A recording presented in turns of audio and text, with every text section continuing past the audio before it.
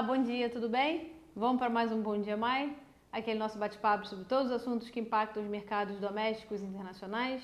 Hoje é dia 21 de novembro, são 10h30 da manhã. Repassar um pouquinho de política do dia de ontem, porque ontem foi feriado aqui no Rio de Janeiro, né, em São Paulo, inclusive por ser feriado em São Paulo não teve bolsa ontem, não teve mercado financeiro. Só que Brasília trabalhou normalmente e inclusive ontem a PEC para instaurar a prisão após condenação de segunda instância, ela foi aprovada na CCJ da Câmara por 50 votos a 12. O que é a CCJ? Né? É o estágio ali inicial de aprovação de qualquer PEC na Câmara dos Deputados, né? A Comissão de Constituição e Justiça, onde se analisa o mérito mesmo, a constitucionalidade da proposta. O caminho é longo, né? Agora ela iria para uma comissão especial e teria depois que ter 308 assinaturas em 2 turnos na Câmara, igual aconteceu com a Previdência, né? Que também era uma PEC.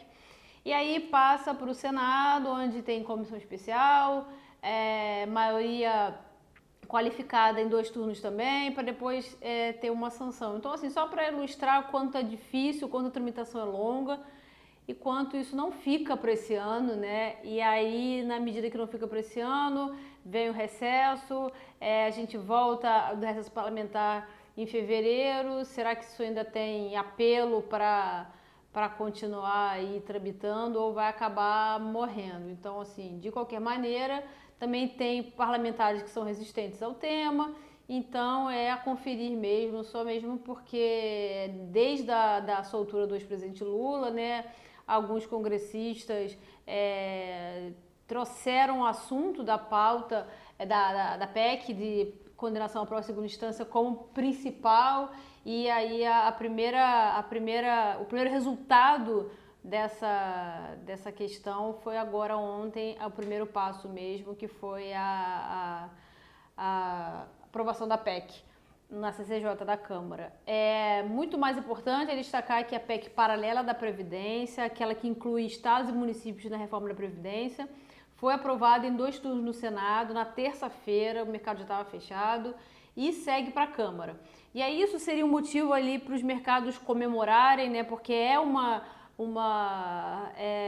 como vou dizer, é uma economia fiscal adicional, na medida que a gente sabe que a situação das previdências dos estados e municípios também é calamitosa e que se eles não têm recursos para cumprir com as obrigações da Previdência, eles vão bater na porta da União.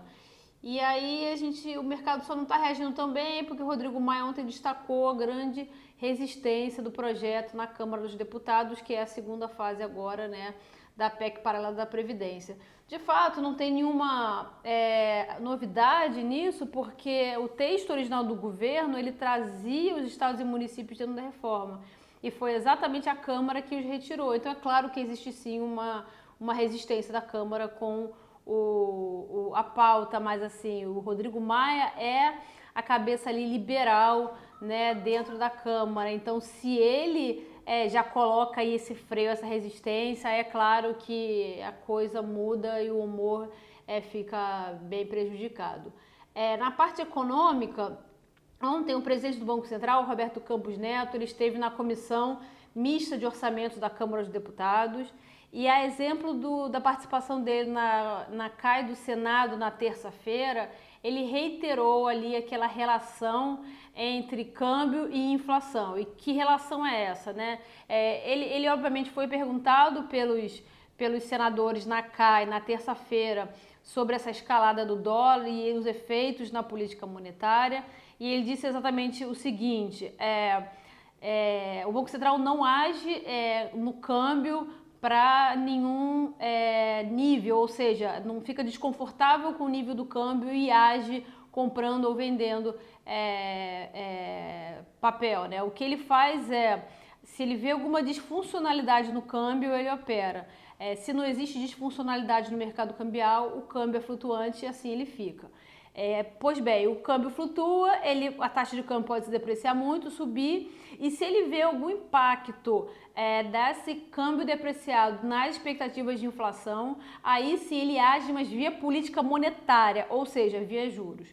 Ele falou, mas não de maneira tão clara na CAI do Senado, e ontem ele fez questão de falar novamente sobre o tema, inclusive ele disse: Ontem, talvez eu não tenha sido bem interpretado, e aí ele falou de uma maneira muito mais clara ontem que a atuação de juros é para conter a inflação caso a inflação seja impactada por um câmbio mais desvalorizado. Ou seja, a política cambial é uma, a política monetária é outra, elas são separadas. A política cambial não visa nível de taxa de câmbio, ela só está ali para conter alguma disfuncionalidade, ajudar em alguma disfuncionalidade, e os juros só serão usados caso esse câmbio depreciado impacte expectativas de inflação. Acho que valeu bastante esse destaque, né? Na verdade, é a maneira como o sistema de metas de inflação opera e deve operar, mas sempre vale a pena o presidente do Banco Central ele reiterar sobre essa funcionalidade no mercado de juros e até no mercado cambial, porque quando a gente vê o câmbio se depreciando muito, o próprio mercado fica esperando uma ação do Banco Central. Então a gente viu na segunda-feira que o câmbio bateu 4,20, que era o maior nível que já tinha batido historicamente falando. E aí fica todo mundo esperando, o Banco Central vai agir, não vai agir? O que está querendo dizer é que se ele sente que essa taxa explodiu dessa maneira porque teve uma demanda por dólar que não está sendo atendida, ele vai vender dólar. Agora, se ele não vê disfuncionalidade de liquidez ali, né, por papel, moeda, ele não tem que agir, é o que ele vem fazendo, ou seja, não agindo. No mercado internacional ontem, a gente destaca que foi divulgada a ata da última reunião de política monetária dos Estados Unidos, quando os juros foi reduzido pela terceira vez em 0,25. O Banco Central americano disse que a queda de juros foi para mitigar os efeitos do fraco crescimento global na demanda doméstica, mas que espera que para 2020 a taxa seja mantida constante. Veio em linha com o esperado, né?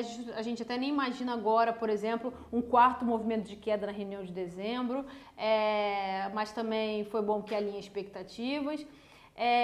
E também teve notícias de trade war ontem, e aí assim um pouco dúbio, né? Primeiro saíram umas notícias de que a fase 1 do acordo comercial entre os Estados Unidos e China estavam longe de serem resolvidas e que não iam sair esse ano.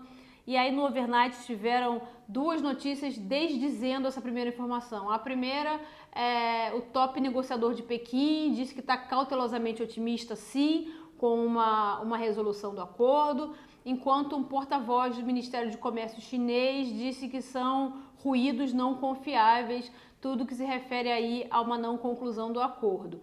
Agora pela manhã o Wall Street Journal disse que a China convidou o negociador dos Estados Unidos para mais conversas, mas o ponto é que já passando para a parte de mercados, acho que nessa linha de que você tem notícia negativa de trade war e notícia positiva tendo que desdizer, as coisas ficam num nível pelo menos de desconfiança. Então, assim, algumas vezes vem a notícia negativa do mercado, vem uma positiva desdizendo e as coisas se netam. E tem vezes que vem a notícia negativa, vem a positiva e fica num aspecto assim de desconfiança, né, de incerteza. Eu acho que é o que a gente está vendo no mercado no dia de hoje. Então, a gente até vê as moedas emergentes se valorizando em relação ao dólar, o real está acompanhando, mas assim, a nossa curva de juros aqui, ela está performando mal hoje, abrindo e com inclinação, ou seja, os vencimentos mais longos abrindo mais.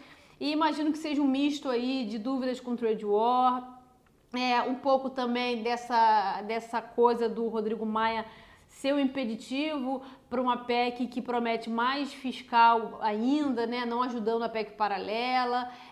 Tem um pouco de incerteza também, muita gente falando que, tentando relacionar esse comportamento da curva de juros hoje à fala do Roberto Campos ontem. Eu discordo, eu acho que seria exatamente o contrário, os juros teriam que estar performando a parte curta sim, subindo, né, naquela linha de que não vai ter mais corte de juros, mas a parte longa teria que estar se ajustando, até fechando taxa, né, diminuindo o nível e não aumentando, enfim. E a bolsa ali opera meio de lado, esperando o resto das notícias se confirmarem para ter ali um denominador comum. Então hoje a gente está num nível ali de cautela no nosso mercado domésticos que a gente vai continuar acompanhando. Por hoje é só, eu espero vocês no dia de amanhã. Tchau, tchau!